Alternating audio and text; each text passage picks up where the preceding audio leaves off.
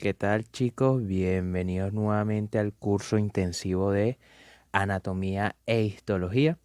En el tema de hoy hablaremos de un órgano muy importante del sistema nervioso llamado cerebelo.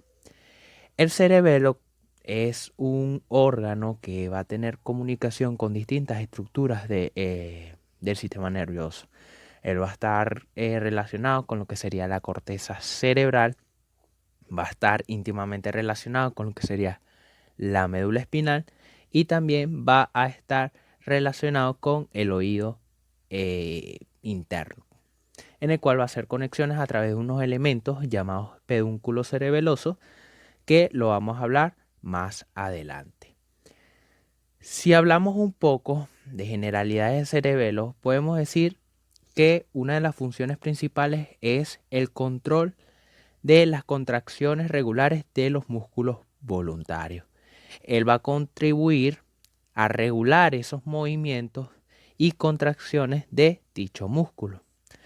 A su vez, él va a controlar, va a coordinar. Él se va a encargar principalmente de la coordinación de los movimientos finos como de los movimientos bruscos, ya sea de la cabeza y el cuerpo.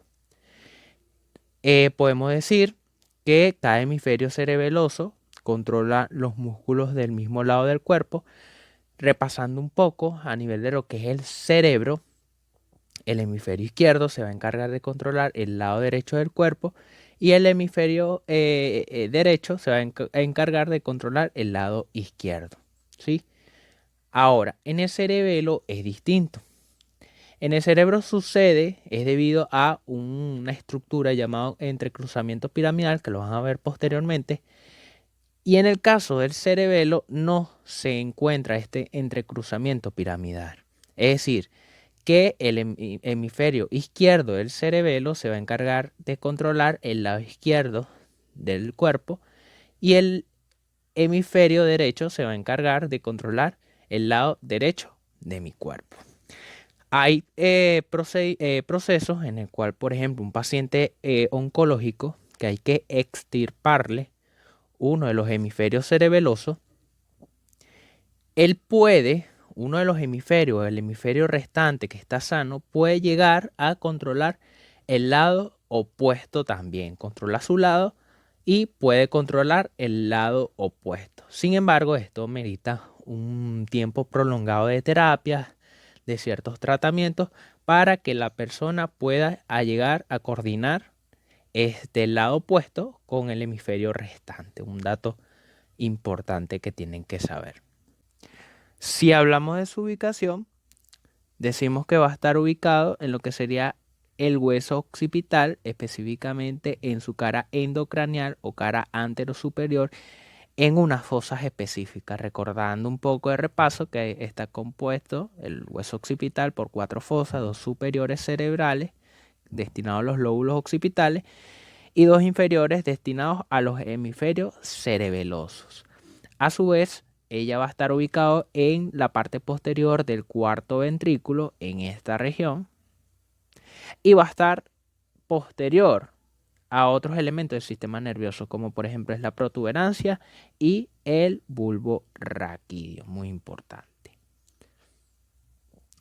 Podemos decir que desde la vista superior se encuentra una porción medial, que la vamos a hablar más adelante, que es los componentes vermianos, y unas porciones laterales llamados componentes hemisféricos. Ahora, si hablamos un poco de las estructuras externas del cerebelo, decimos que primeramente va a estar compuesto de 3 lóbulos principales. Va a estar compuesto de un lóbulo anterior, que es este que se observa de rojo, un lóbulo medio o posterior, que se observa de verde, y un lóbulo flóculo-nodular, que se observa de color azul.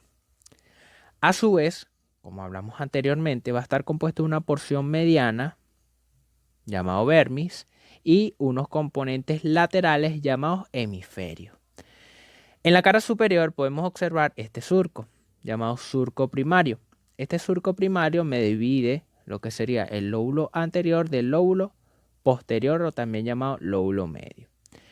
Y por último tenemos otro surco, este que se observa aquí, llamado surco úvulo nodular, que me separa el lóbulo posterior de mi flóculo nodular. Ahora, si cuando vayamos a describir las estructuras externas de mi cerebelo, ya sabemos los lóbulos, ¿verdad? Ahora, esos lóbulos van a estar divididos en segmentos. Por ejemplo, a nivel de lo que es el lóbulo anterior, hay unos segmentos que vamos a hablar más adelante. En el lóbulo medio posterior van a estar compuestos de otros segmentos. Por lo menos aquí tenemos la amígdala, tenemos lo que es el digástrico, que lo vamos a hablar más a profundo, y el flóculo nodular, que está dividido en dos porciones. Ahora, si hablamos del lóbulo anterior, lo podemos dividir en dos segmentos. Cada lóbulo va a estar compuesto de unos componentes vermianos, que son centrales, y unos componentes hemisféricos, que son laterales. A nivel de lo que es el lóbulo anterior, en los componentes vermianos va a tener unos segmentos. Primeramente tenemos la língula, que es este pequeño espacio que se observa aquí, o este pequeño segmento hasta este surco aproximadamente, llamado segmento lingular, ¿sí? En el cual después de este surco se continúa con otro segmento llamado lobulillo central, que se dirige hacia la parte superior aproximadamente hasta este surco. Todo este segmento correspondería al lobulillo central. Y luego de este surco, todo el resto de los componentes vermianos se llama culmen. Repetimos, en la cara inferior hasta este surco, todo este segmento corresponde a la língula. Luego de ese surco se continúa con lo que sería el lobulillo central, este que se observa aquí, y todo el resto de la porción vermiana correspondería al culmen. Eso con respecto a los componentes vermianos.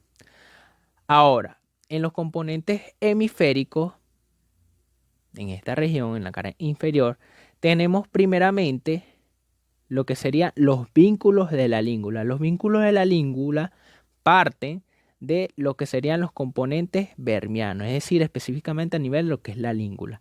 Entonces, en los componentes vermianos tenemos la língula, en el cual en los componentes hemisféricos parte lo que serían los vínculos de la língula en esa región. Un poco más hacia adelante se encuentra lo que serían las alas de los lobulillos central, en el cual parte de mi lobulillo central, en esta región aproximadamente. Alas del lobulillo central. Y el resto que se une al segmento llamado culmen se va a llamar lóbulo lunar anterior. Repetimos, a nivel de lo que es los componentes hemisféricos, se encuentran primeramente los vínculos de la língula, que van a estar asociados a la língula. Más adelante se encuentran lo que serían las alas del lobulillo central, que van a estar relacionados a lo que sería el lobulillo central, en esta región también. Y el resto que está relacionado a lo que sería el culmen se llama lóbulo lunar anterior, y eso correspondería a los segmentos que se encuentran en mi lóbulo anterior. Repasando nuevamente, en los componentes vermianos tenemos la língula, hacia adelante tenemos el lobulillo central, que se dirige hacia la parte superior en esta región, y el resto corresponde al culmen. En la cara inferior, lo que parte de la língula es los vínculos de la língula. Más adelante tenemos las alas del lobulillo central, y el resto que comunica con lo que sería el culmen correspondería al lóbulo lunar anterior, o también llamado aquí lobulillo cuadrangular. Y eso es todo con respecto al lóbulo anterior.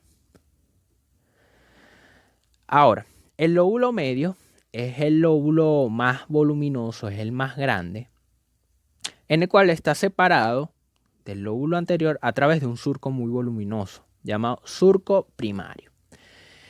Nuevamente, podemos escribir que el lóbulo medio va a estar compuesto de unos segmentos vermianos, o unos componentes vermianos, y unos componentes hemisféricos. A nivel de lo que es los componentes vermianos, Primeramente tenemos en la cara superior este segmento que va desde el surco primario hasta este surco aproximadamente, llamado declive. Todo este segmento se llama declive. Luego de pasar este surco, este segmento que se encuentra aquí se va a llamar fovea o también llamado folium en algunas literaturas. Luego se dirige hacia lo que sería la cara inferior en esta región y tenemos otro segmento que llega aproximadamente hasta este surco llamado tuber. Todo este segmento se llama tuber. De este surco a este surco aproximadamente se encuentra otro segmento llamado pirámide. Y el resto del componente vermiano de mi lóbulo posterior, o también llamado lóbulo medio, correspondería a la óvula. Repetimos, la cara superior se encuentra dos segmentos. Primeramente, de aquí hasta este surco aproximadamente, tenemos declive, luego se continúa con lo que es la fovea, o también llamado folio, se dirige hacia la cara inferior hasta este surco aproximadamente, que correspondería a otro segmento llamado tuber, luego se continúa con la pirámide y el resto se llamaría úvula. Muy importante. Eso con respecto a los componentes vermianos. A nivel de lo que es los componentes hemisféricos, es decir, los que parten de los componentes vermianos, tenemos otro segmento. Tenemos un lóbulo lunar posterior, que es todo este segmento hasta aproximadamente este surco. Recordando que en el lóbulo anterior tenemos un lóbulo lunar anterior, por ende tenemos un lóbulo lunar posterior. Después de pasar este surco, todo este segmento correspondería al lóbulo semilunar superior. Si tenemos un lóbulo semilunar superior, debemos tener uno inferior, que correspondería a todo este segmento. Todo esto, ¿sí? Luego de pasar este surco que observamos en la imagen, correspondería a otro segmento, todo esto, que se llama lóbulo digástrico. Y por último tenemos un segmento triangular llamado amígdala. Repetimos, a nivel de lo que es los componentes hemisféricos, tenemos dos en la cara superior que correspondería al lóbulo lunar posterior, el lóbulo semilunar superior, en esta región. En la cara inferior tenemos tres segmentos que correspondería al lóbulo semilunar inferior, el lóbulo digástrico y la amígdala. Y eso correspondería a los segmentos que se encuentran en mi lóbulo medio o posterior. Si vemos una imagen, repasando nuevamente a nivel de lo que es los componentes vermianos, tenemos el declive que se continúa con el folio, se va hacia la cara inferior, continúa con lo que es el tuber, pirámide y por último la úvula. Y a nivel de los componentes hemisféricos, tenemos el lóbulo lunar posterior, o también llamado lóbulo simple. Tenemos esta fisura que me separa el lóbulo lunar posterior del semilunar superior, llamado fisura posterosuperior. Tenemos el lóbulo semilunar superior.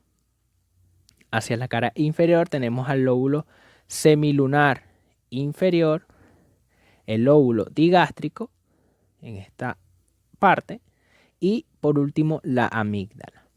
Y eso correspondería a los segmentos del lóbulo medio o posterior. Y por último tenemos el flóculo nodular. El flóculo nodular es un segmento, es un lóbulo que principalmente se ve en la cara inferior. El flóculo nodular es uno de los más sencillos debido a que no posee tantos segmentos, sino dos. Tenemos a nivel de lo que es los componentes vermianos, tenemos uno central llamado nódulo, en el cual lateralmente, a nivel de lo que serían los componentes hemisféricos, parten unos elementos llamados flóculo. Repetimos, una porción central llamado nódulo, en el cual de ese nódulo parten unos elementos llamados flóculo en esta región, en el cual correspondería a lo que sería el lóbulo flóculo nodular. En realidad es muy sencillo. Aquí tenemos otra imagen. Tenemos una porción central llamado nódulo y lateralmente se encuentra lo que serían los flóculos. Y correspondería al lóbulo flóculo nodular. Ahora, hablemos de lo que es la correlación anatomorfilogénica. La correlación anatomorfilogénica lo podemos definir como los distintos segmentos que hablamos anteriormente en el cual van a estar relacionados para cumplir una función específica. Esa correlación va a estar dividida en tres segmentos o tres conformaciones, por así decirlo. Tenemos una llamada archicerebelo, otra paleocerebelo y por último una neocerebelo, que es la más desarrollada, ¿sí? Ahora, hablemos del archicerebelo. El archicerebelo es la correlación más antigua, es la que primeramente se formó, en el cual va a estar compuesto primeramente del segmento o el lóbulo flóculo nodular específicamente y de algunos segmentos del lóbulo anterior, específicamente la língula y sus vínculos. Repetimos, el archicerebelo es el segmento más antiguo o la correlación más antigua, en el cual va a estar compuesto totalmente el flóculo nodular y algunos segmentos del lóbulo anterior, específicamente lo que es la língula y sus vínculos.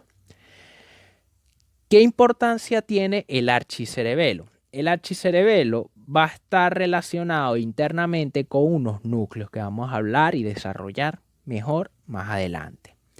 Pero a nivel de lo que es el archicerebelo va a estar relacionado con lo que serían los núcleos del techo, estos centrales que se observan aquí, estos dos. Son muy importantes debido a que ellos van a hacer conexiones a través de los que serían los pedúnculos cerebelosos, van a estar relacionados íntimamente con lo que sería el vestíbulo del oído interno. Repetimos, a nivel de lo que es el archicerebelo se encuentran unos núcleos que van a estar relacionados específicamente los núcleos del techo, en el cual van a hacer conexiones con algunos elementos u otros órganos, específicamente con lo que sería el vestíbulo del oído interno.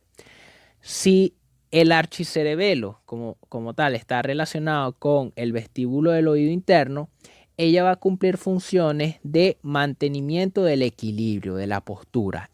Es decir, que podemos explicarlo con un ejemplo. Cuando nosotros cerramos los ojos y nos balanceamos, generalmente nosotros tenemos tonicidad muscular en miembros inferiores para mantener el equilibrio. Es decir, que en esos movimientos que explicamos en ese ejemplo, van a estar íntimamente relacionados con lo que serían los núcleos del techo que mandan conexiones con el oído interno y me permiten mantener el equilibrio. Eso es con respecto al archicerebelo. Luego tenemos otro segmento más voluminoso llamado paleocerebelo. Es uno de los más voluminosos. El paleocerebelo le continuó a lo que sería el archicerebelo. Él principalmente va a estar compuesto de algunos segmentos del lóbulo medio posterior y del lóbulo anterior. A nivel de lo que es por lo menos el lóbulo posterior, va a estar compuesto de lo que sería la pirámide en esta región, que se observa aquí. Va a estar compuesto de lo que sería la úvula, va a estar compuesto de las amígdalas y va a estar compuesto del lóbulo digástrico. Repetimos, a nivel de lo que es el lóbulo posterior, los segmentos que están vinculados a lo que sería el paleocerebelo es la úvula, la pirámide, la amígdala y el lóbulo digástrico. También a nivel de lo que es el lóbulo anterior corresponde a todos los segmentos faltantes, es decir, correspondería, si vemos una cara superior, si lo tenemos, no tenemos, va a estar relacionado lo que sería el lóbulo anterior con lo que sería el lobulillo central, las alas del lobulillo central, en la cara superior con el culmen y el lóbulo lunar anterior. Repetimos, a nivel de lo que es el paleocerebelo, en el lóbulo anterior va a estar relacionado lo que sería El lobulillo central con las alas del lobulillo central, el culmen con el lóbulo lunar anterior. Y eso correspondería a todos los segmentos que conforman mi palio cerebelo. Repetimos para que quede muy claro.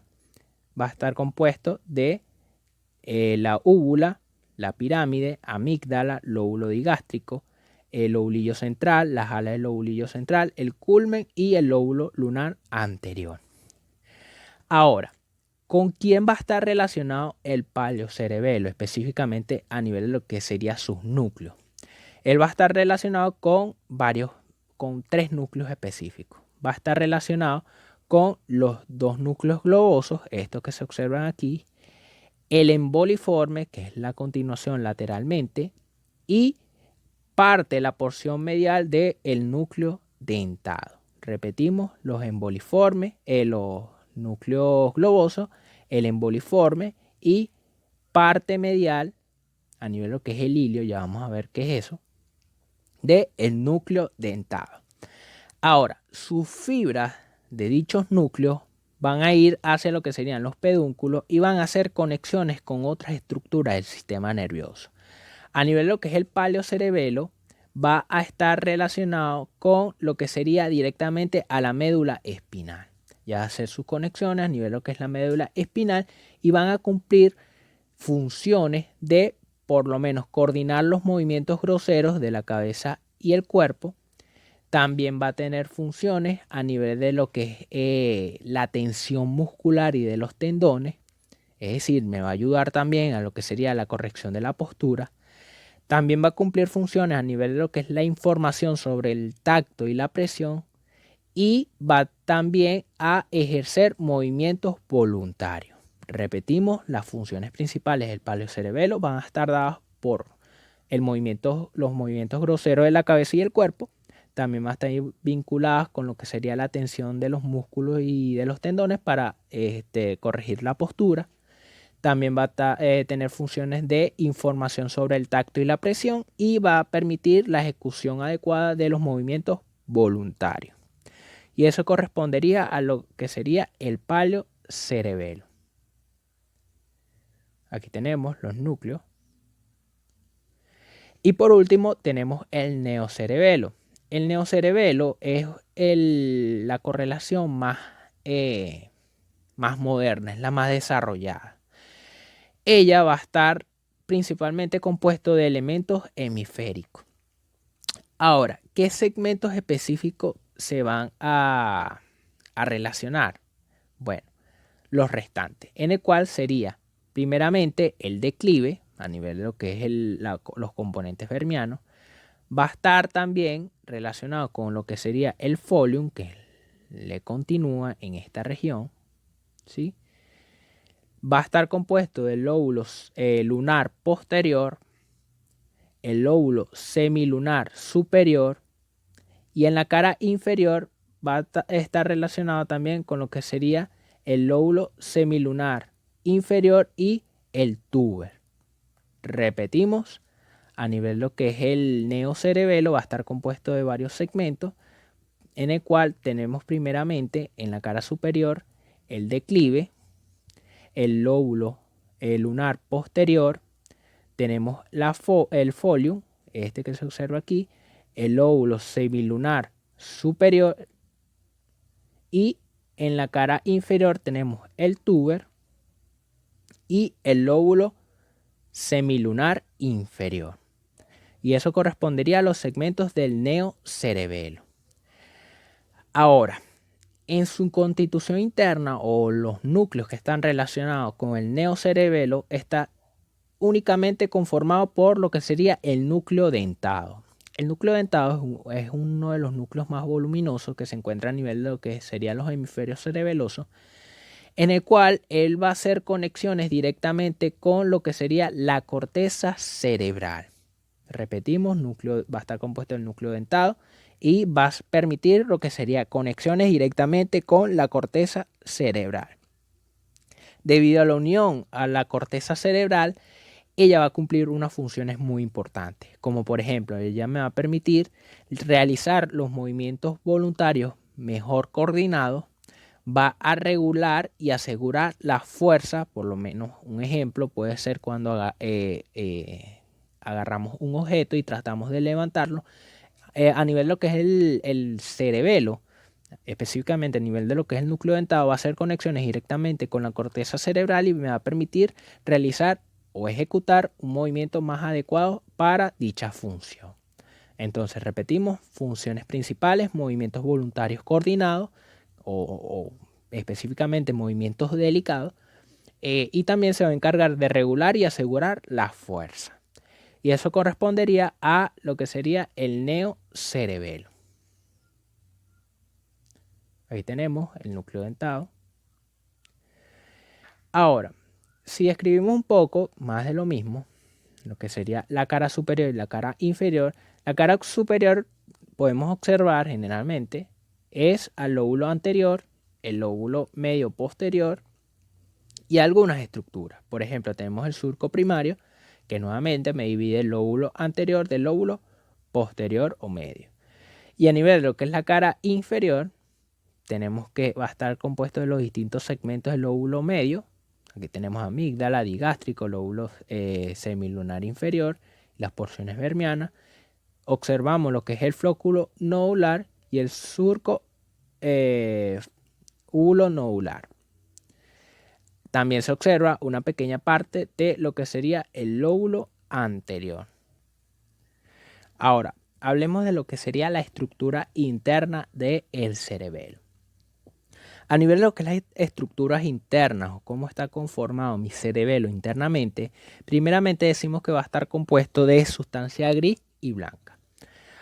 Si definimos un poco qué es sustancia gris y qué es sustancia blanca, decimos que la sustancia gris es donde se encuentran todos los núcleos de esas neuronas. Y la sustancia blanca es simplemente todos los axones que parten de esos núcleos, la que permite como tal las conexiones con los distintos segmentos u órganos adyacentes.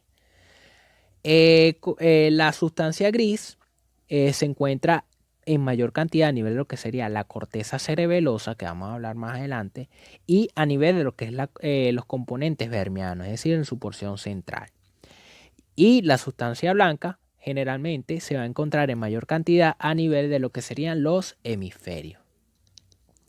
También tenemos que en su porción media, dentro de lo que sería la sustancia blanca, se encuentran sustancia gris, que correspondería a los núcleos cerebelosos anteriormente mencionados, en el cual van a cumplir unas funciones específicas. Entonces, repetimos: sustancia blanca y gris. La sustancia gris se va a encontrar a nivel de lo que es la corteza y en los componentes vermianos, y también internamente conformando lo que serían los núcleos cerebelosos. Y lo que sería la sustancia blanca se va a encontrar más a nivel de los hemisferios cerebelosos. Si hablamos de la sustancia gris, específicamente a lo que sería la corteza cerebelosa, decimos que ella tiene unos pliegues. Estos pliegues que se pueden observar a nivel de lo que es la corteza, que correspondería a las circunvoluciones de mi cerebelo. Ellas van a estar separados por unos surcos marcados, que son unos surcos transversales.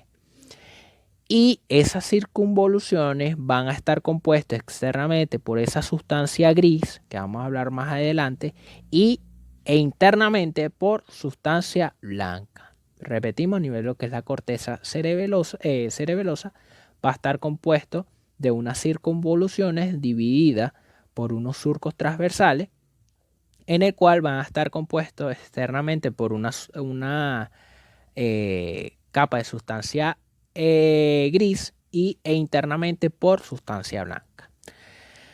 A nivel de lo que es la sustancia gris, podemos decir que va a estar compuesto de tres capas: una externa, una media y una interna. A nivel de lo que es la capa externa, tenemos la capa molecular, que va a estar compuesta principalmente de dos tipos de neuronas, que son las células estrelladas externas y las células de la cesta interna. En la capa media, esta que se observa aquí, tenemos un elemento muy importante, un elemento diagnóstico del cerebelo, llamado capa de célula de Purkinje. La célula de Purkinje es un tipo de célula que se encuentra únicamente a nivel de lo que sería el cerebelo. Es decir, es un elemento diagnóstico cuando se estudia dicho órgano. Y por último tenemos una capa profunda o interna, esta que se observa aquí, llamado capa granular, que va a estar compuesto principalmente de células pequeñas. Esto es un poco más de histología, esto se va a estudiar con mayor profundidad cuando se estudie cerebelo, específicamente en histología, pero es importante destacar las distintas capas que posee mi corteza cerebelosa. También se me olvidó mencionar que a nivel de lo que sería el órgano como tal, en este caso el cerebelo, se le llama el árbol de la vida debido a las distintas circunvoluciones que pareciesen formar unas ramas. En algunas literaturas lo llaman el árbol de la vida o lo describen como el árbol de la vida, y es un dato importante que se tiene que saber. Y es debido a las distintas circunvoluciones y a los surcos marcados que posee. Ahora, hablemos de los núcleos intercerebelosos. Ya hablamos un poco de las funciones específicas que tiene con respecto a ya sea que conforme parte del neocerebelo, del paleocerebelo o del archicerebelo. Ellas como tal van a estar ubicadas en unos espacios específicos y van a cumplir unas funciones específicas. Si hablamos un poco generalidades de esos núcleos cerebelosos, estos que se observan aquí, decimos que son 4 masas de sustancia gris que se van a encontrar internamente en la sustancia blanca. De lateral a medial encontramos primeramente el núcleo más voluminoso, que es el núcleo dentado. Es el núcleo más grande de los núcleos cerebelosos. Se ubica específicamente a nivel de lo que es la sustancia blanca, a nivel hemisférico, y posee una abertura en su porción medial. Esa abertura en su porción medial corresponde a una especie de hilio en su lado interno, en donde parten esas fibras de sustancia blanca que van a hacer conexiones con distintas estructuras de mi cerebelo y de otros órganos del sistema nervioso. Muy importante. El núcleo dentado va a tener conexión directamente con lo que sería el pedúnculo cerebeloso superior. Este que se observa aquí. Tenemos uno superior, uno medio y uno inferior. A nivel de lo que es el núcleo dentado va a estar relacionado con el pedúnculo cerebeloso superior. Tenemos el emboliforme, que es la continuación del núcleo dentado.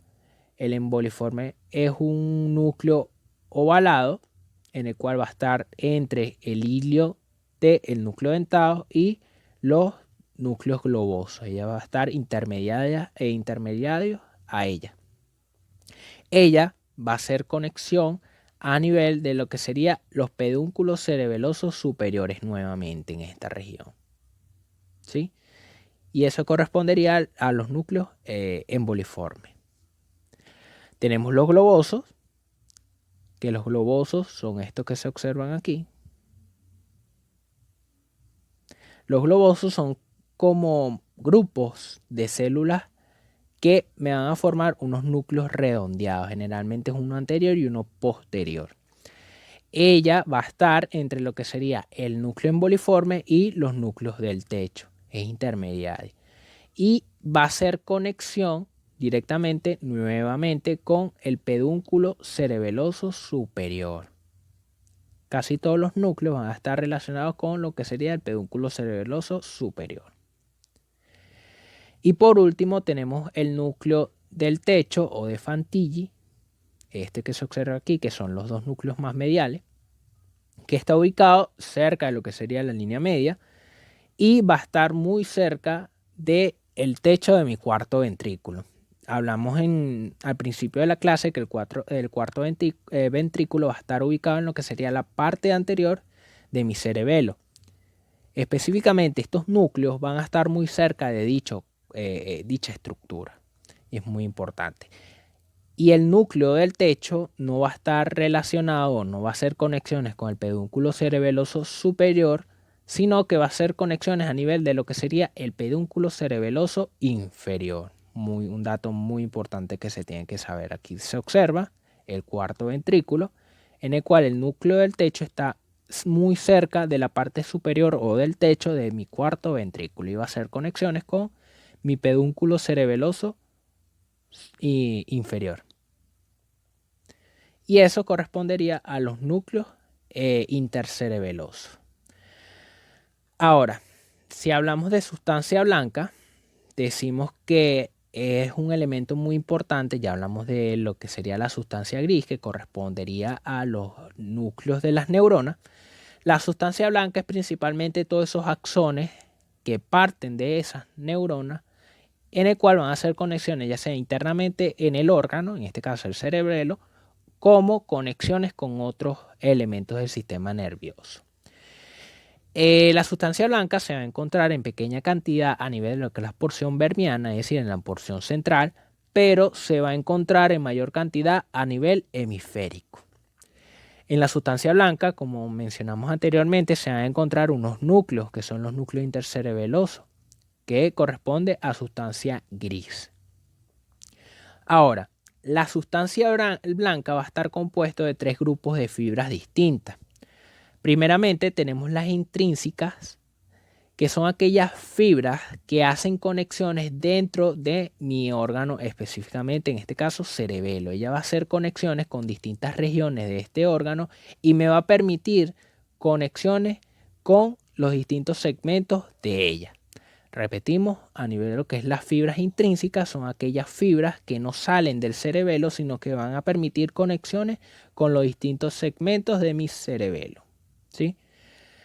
Ahora, tenemos unas fibras aferentes. Si hablamos de aferentes, que son aquellas fibras que llegan al cerebelo, están formadas principalmente por sustancia blanca que prosigue de la corteza cerebelosa y ellos entran al cerebelo principalmente a través de lo que sería el pedúnculo cerebeloso inferior. Vamos a buscar una imagen. Pedúnculo cerebeloso inferior y el medio. Repetimos, las fibras aferentes son aquellas que van a llegar al cerebelo, ¿verdad? Y van a llegar a través de lo que sería específicamente los pedúnculos cerebelosos inferiores y medios. Muy importante. Y por último tenemos las eferentes, que son aquellas fibras que salen o parten del cerebelo. Ellas salen a través de lo que serían los núcleos procedentes de la corteza cerebral, específicamente la célula de Purkinje, que la hablamos anteriormente con un elemento diagnóstico del cerebelo. Y ellas van a dirigirse posteriormente a lo que serían los núcleos intercerebelosos, en donde van a ser procesados y mandar la información hacia otras regiones. Específicamente puede ser ya sea el núcleo dentado, el emboliforme, los globosos, los del techo, en el cual parten esas fibras que van a dirigirse hacia los pedúnculos cerebelosos posteriormente mencionados y van a permitir las conexiones con las distintas estructuras de mi sistema nervioso. Eso correspondería a la sustancia blanca, en que, repasando nuevamente, va a estar compuesto de 3 grupos de fibras musculares, una intrínseca, unas aferentes y otras eferentes.